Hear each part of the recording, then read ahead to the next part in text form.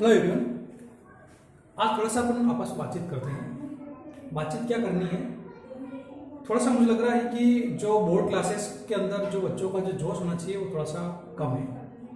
कम तो क्या है, अपने आसपास का जो एटमॉस्फेयर वो थोड़ा सा ऐसे ही है जो आप खुद भी क्या हो उस एटमॉस्फेयर में डल गए हो कि हाँ हमारे तो, और जिसको देखिए पास में तो मस्ती कर रहा है, टीवी देख रहा है, वीडियो गेम खेल रहा है, या गेम में बिजी है, या कहीं आने जाने में बिजी है, तो अपन भी क्या हुआ उसी माहौल में रह गए। तो थोड़ा सा ये भी समझिएगा कि बाकी क्लास के लिए ठीक है, पर जो बोर्ड क्लास के जो स्टूडेंट होते हैं उनको थोड़ा सा पढ़ना पड़ेगा, क्योंकि समय तो जा रहा है आपका। अगर आप सोचो कि स्कूल लगेगा उसके बाद पढ़ाई शुरू होगी, तो वो किसके लिए होगी, जो मेन बाकी क्लासेस के बच्चे जो बोर्ड क्लास में बिलोंग नहीं करते, क्योंकि आपकी पढ़ाई तो चल रही है। अब ये बात अलग है कि आप पढ़ रहे हो कि नहीं पढ़ रहे हो। अगर आपके सामने कोई नहीं पढ़ रहा है तो कोई बात अलग है, लेकिन वो घर पे तो पढ़ रहा है, या आप अगर यहाँ जाओ में रह के नहीं पढ़ रहे हो तो बाकी जगह तो पढ़ाई चल रही है। या तो किस तरीके से पढ़ रहे हैं, या तो ऑनलाइन पढ़ रहे हैं जैसे अपन पढ़ रहे हैं, या वो घर पे किस तरीके से पढ़ रहे हो, पर वो उस पढ़ाई कर रहे हैं। दूसरी बात है कि अपन अभी काफ़ी पीछे हैं। अभी तो मान के चलो कि अपना एक चैप्टर भी पूरा नहीं हुआ, ठीक है, पर बाकी पढ़ने वाले बच्चे हैं तो हो सकता है किसी के चैप्टर अधिकतर हो चुके हो। तो अगर कंपटीशन की बात करें तो अभी तो हम कंपटीशन में आए ही नहीं।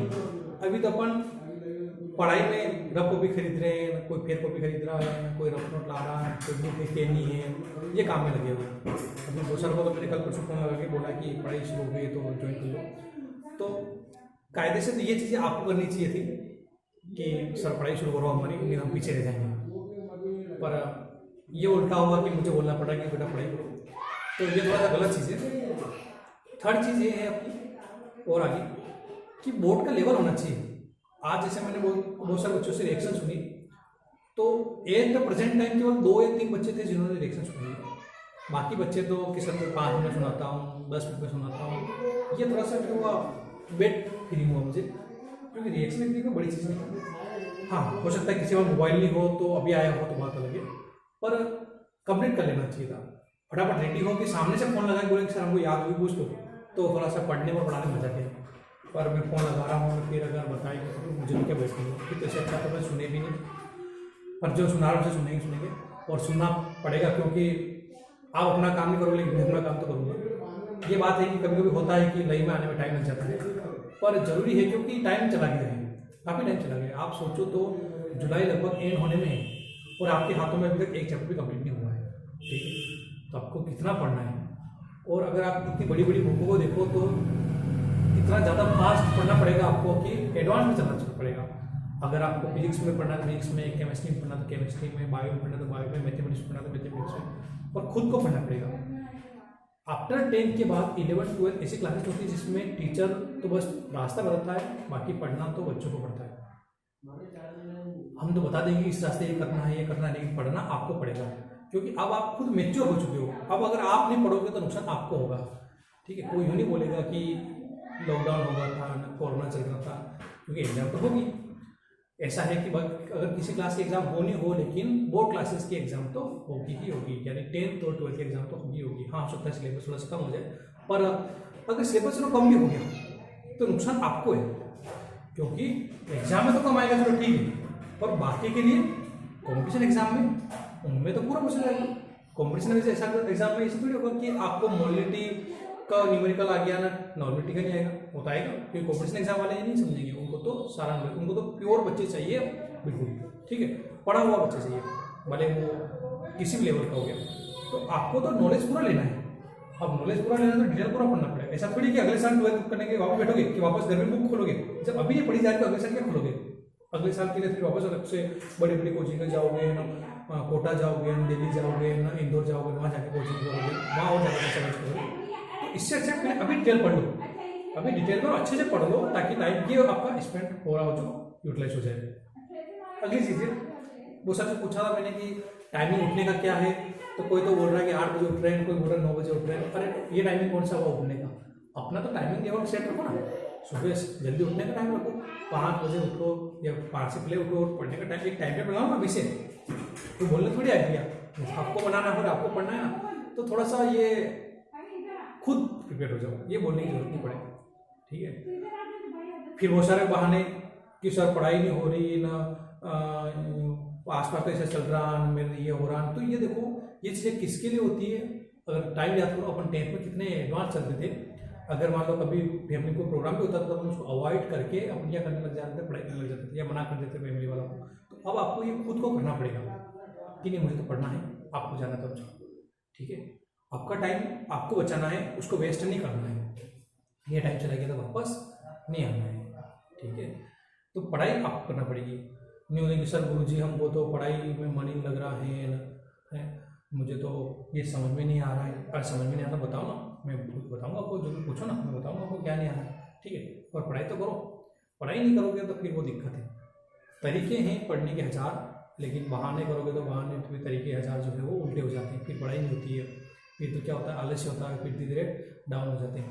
नहीं तो मैं तो ये बहुत सोचता हूँ कि अपनी अगर बेच की बात करूँ मैं, तो अपनी बेच में सारे बच्चे पढ़ने वाले हैं, सभी बच्चे पढ़ने वाले, सभी बच्चे मेरिट पाने वाले हैं।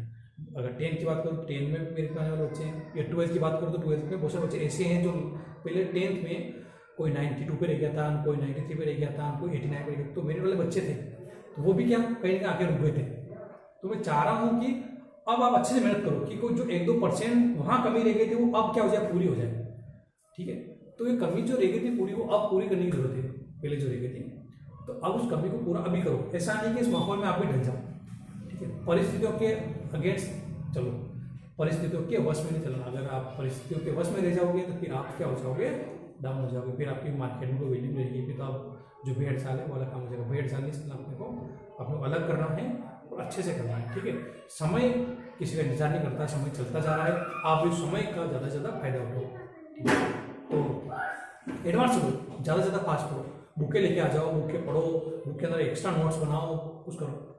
हर चीज़ के लिए समय जो होगा अभी है, बाद में तो टाइम चला जाएगा। फिर एकदम क्या होगा, इधर तो स्कूल शुरू होंगे और फटाफट सिलेबस पढ़ना पड़ेगा, फिर घबरा जाओगे, ठीक है। फिर इतनी बड़ी बड़ी बुकों के अंदर पढ़ोगे तो बड़े बड़े डेरिवेटिव, बड़े बड़े न्यूमेरिकल्स, बड़े बड़े क्वेश्चन याद रहेंगे भी नहीं और सॉल्व भी नहीं होंगे। तो अभी करो जो करना है। अगर मैं आपसे अभी मान लो वो कोई राउंड का लॉस प्रूव करो तो आप इजीली कर लोगे। क्यों? क्योंकि 1-2 न्यूमेरिकल पढ़े हमने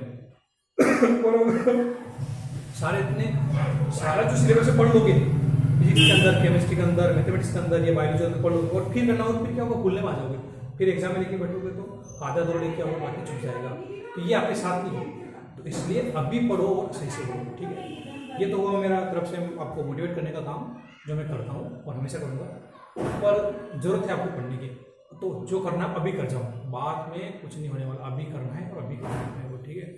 नहीं तो बहुत सारे होते हैं, इतने कमजोर बच्चे होते हैं जिनको पढ़ने का टाइम नहीं होता, लेकिन वो पढ़ते हैं, मजदूरी करते हैं, सब कुछ दे, पर अपने लिए तो इतना सब कुछ दे रखा है। आपके पास अच्छा मोबाइल है, अच्छा एटमॉस्फेयर, अच्छे पेरेंट्स हैं, माता पिता, तो अच्छा रिजल्ट होगा। क्यों फालतू बहानों में पीड़ो कि मेरा सर दर्द कर रहा, मेरा आँखें दुख रही, आँखें दुख रही। हाँ होता है, कभी भी मोबाइल देखते थे, पढ़ते पढ़ते थक जाते हैं, तो एक टाइम रखो कि इस टाइम पे देख लूँगी, पढ़ लूँगी। मोबाइल पे होता क्या है कि पढ़ने, अच्छा मैं पढ़ने का होता है तो पढ़ने का मैं आधे घंटे से ज़्यादा नहीं भेजता हूँ। अगर 5-6 वीडियो अगर टोटल टाइम मिला के देखो तो आप 50-40 मिनट, मतलब 1 घंटे से कम ही होगा, 40-50 मिनट के आसपास वीडियो उसके अंदर होता है। पर आप क्या करोगे, वीडियो जब देखोगे और अचानक कोई मैसेज आ गया व्हाट्सएप का, तो उस मैसेज में पढ़ने चले जाओगे, मैसेज में पढ़ते पढ़ते फेसबुक चले जाओगे, तो ये नवरे काम ही बंद कर दो। फेसबुक, व्हाट्सएप, ये चीज़ें बंद कर दो, अगर हो भी अनइंस्टॉल कर दो, ठीक है।